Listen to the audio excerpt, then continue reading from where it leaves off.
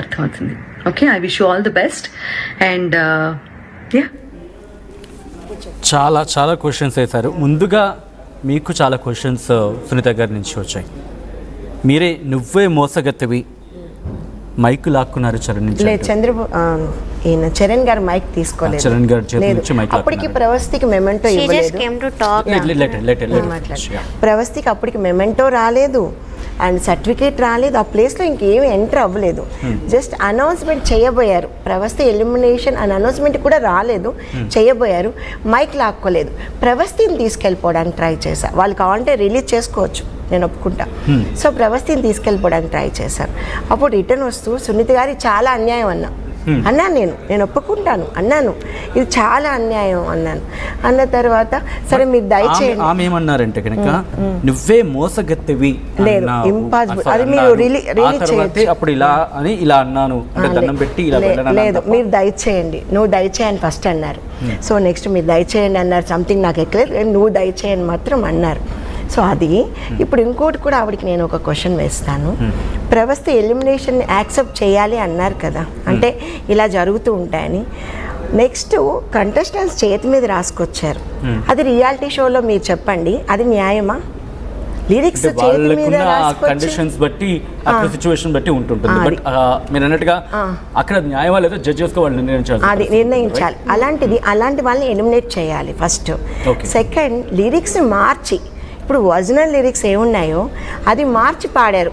ప్రవస్తి ఎప్పుడు ఏ రోజు ఎలిమినేషన్ అయిందో అదే రోజు 5 కంటెస్టెంట్స్ తప్పులు పాడి లిరిక్స్ మార్చేసి పాట మర్చిపోయి ఇవన్నీ ఆన్సర్ చేయండి సునీత గారు. మీరు ఎందుకు వాళ్ళని టాప్లో పెట్టి ప్రవస్తిని ఎలా ఎలిమినేట్ చేశారు, ఇది ఆన్సర్ చేయండి, నాకు చేయండి. మీరు ఎన్ని మాటలు మాట్లాడుతున్నారు. ఓకే, ప్రవస్తి చాలా నేర్చుకోవాలంటున్నారు, ఇవన్నీ చెప్తున్నారు కదా.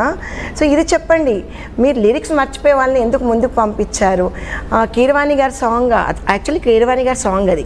అబ్బాయి లిరిక్స్ మర్చిపోయి ఏదేదో పాడేశాడు. పాడినప్పుడు కీరవాణి గారు స్టేజ్ మీదకి వచ్చారు, అక్కడ కోరస్ పాడారు, చాలా హంగామా జరిగింది. కానీ జడ్జిమెంట్లో ఎవరు అనౌన్స్ చేయలేదు. ఒక్క చంద్రబోస్ గారు ఏదో లిరిక్స్ ఏదో పాడినట్టున్నావే అన్నారు, కానీ నువ్వు లిరిక్స్ తప్పులు పాడావని ఆయన అనలేదు. సో సునీత గారు నువ్వు చాలా బాగా పాడావన్నారు.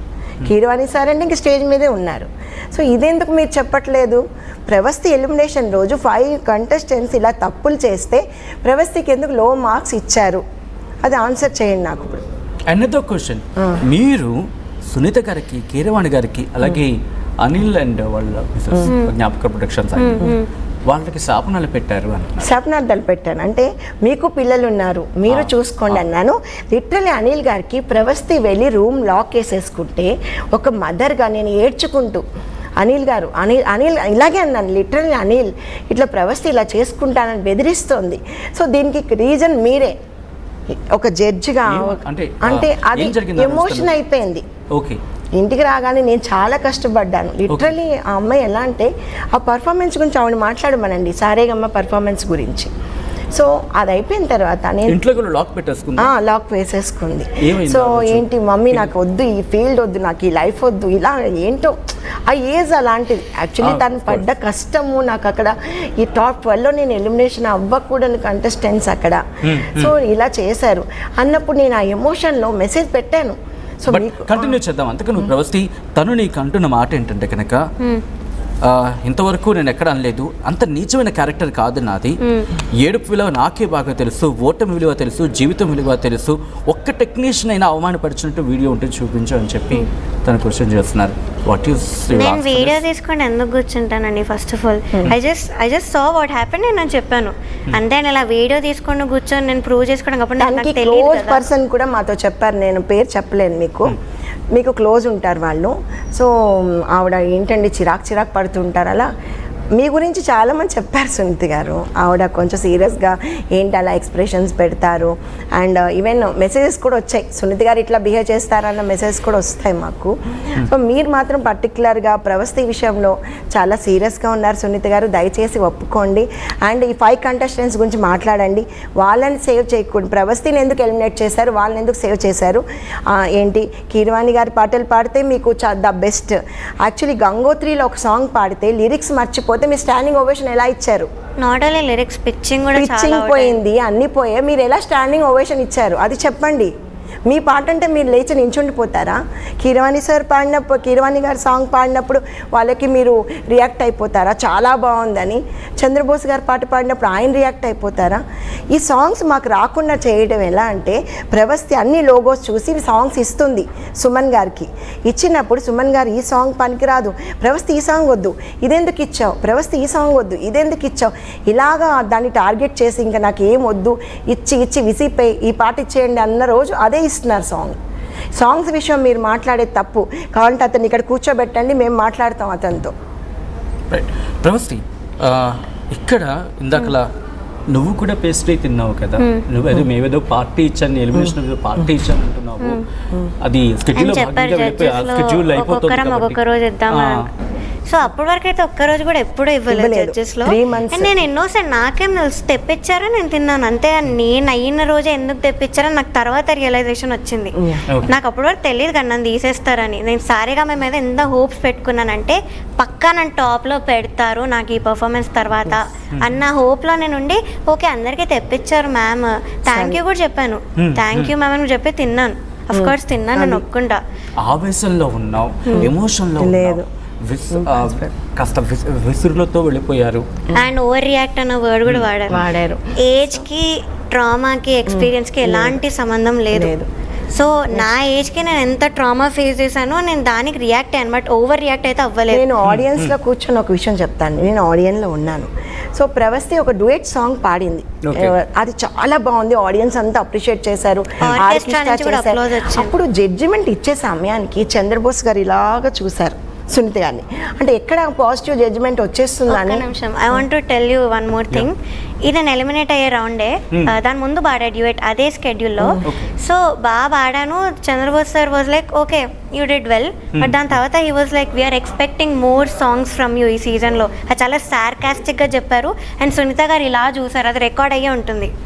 వాళ్ళు నిజాయితీ ఉంటే వాళ్ళు పోస్ట్ చేయాలి, రిలీజ్ చేయాలి ఆ వీడియో. సో ఆయన చాలా సార్కాస్టిక్గా అన్నారు. ఈవిడ ఎందుకు అలా చూసారో నాకు అప్పటికైనా డౌట్ రావాల్సింది that I'm gonna be eliminated. కానీ నేను అది పట్టించుకోలేదు. Now I'm realising all that.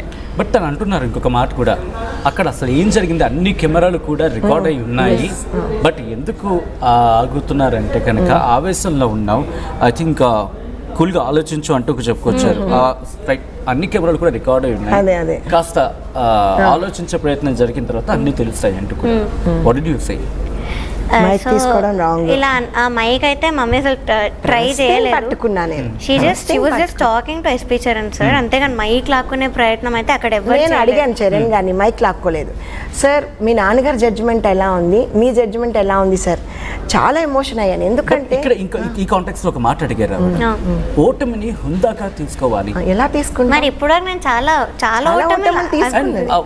I believe తమిళ్లో నువ్వు పాడినప్పుడు ఐ బిలీవ్ ఆ షోకి చిత్రమ్మ కూడా ఉన్నారు, రైట్? చిత్ర గారితో పాటు మనోజ్ సార్ ఉన్నారు, మాల్గుడి శుభామన్, విజయ్ ప్రకాష్ సార్ ఉన్నారు. సో అక్కడ కూడా ఎలిమినేషన్ ఫేస్ చేసావు కదా, వాట్ ఇస్ ద డిఫరెన్స్? ఆ ఎలిమినేషన్ కి డిఫరెన్స్ ఏమనిపించింది? Yeah, so of course I been through so many failures. నావి కూడా ఇలా మూవీలో సాంగ్స్ తీయడం కూడా జరిగింది, స్టేజ్ అపియరెన్స్ లేవు అని కూడా నన్ను తీయడం జరిగింది. మరి అవన్నీ ఫెయిలియర్స్ కాదా? నేను అప్పుడు ఇలా వీడియోస్ చేసి పెట్టానా? ఇప్పుడు ఎందుకు పెట్టానంటే అంత ఇంజస్టిస్ జరిగింది అండ్ వాడు ఎంత మంచిగా మాట్లాడుతున్నారు, దెన్ వై లిరిక్స్ మర్చిపోయిన వాళ్ళని మీరు ఎందుకు అడ్రస్ చేయలేదు? టాప్లో ఎందుకున్నారు? I want an answer for that. Top 1 వచ్చిన అమ్మాయి లిరిక్స్ మర్చిపోతే చంద్రబోస్ గారి పాట అది కూడా. సో ఆయన అది చెప్పకుండా, అంటే ఎక్స్ప్లెయిన్ చేయకుండా జడ్జిమెంట్లో పక్కన పిలిచాని లిరిక్స్ మర్చిపోయింది. అది రాంగా కాదా? మీరు ఆన్సర్ చేయండి సునీత గారు. లిరిక్స్ మర్చిపోయిందా లేదా అమ్మాయి, చెప్పండి ఇప్పుడు. ఓకే, ఇక్కడ ఏడుపు విలువ, ఓటం విలువ, జీవితం విలువ నాకే బాగా తెలుసు అనే పదాన్ని ఉపయోగించారు. అట్ ద సేమ్ టైం పేరెంట్స్కి సంబంధించి కూడా కొంచెం నేర్పించండి అని అర్థం వచ్చేలా నేను నేర్పించాను. మా అమ్మాయికి నేను సంస్కారం నేర్పించాను. ప్రవస్తి అన్న అమ్మాయి 14 రియాలిటీ షోలో వెళ్ళింది. ప్రవస్తికి ఒక మార్క్ పడలేదు. ఎందుకండి బాలు సార్ లిటరలీ బుద్ధుల్లా ఉందమ్మా, దాన్ని మార్చు, అదొక మాట మాట్లాడదు, సైలెంట్గా నేర్పించమ్మా, ఇలా నోరు విప్పడం నేర్పి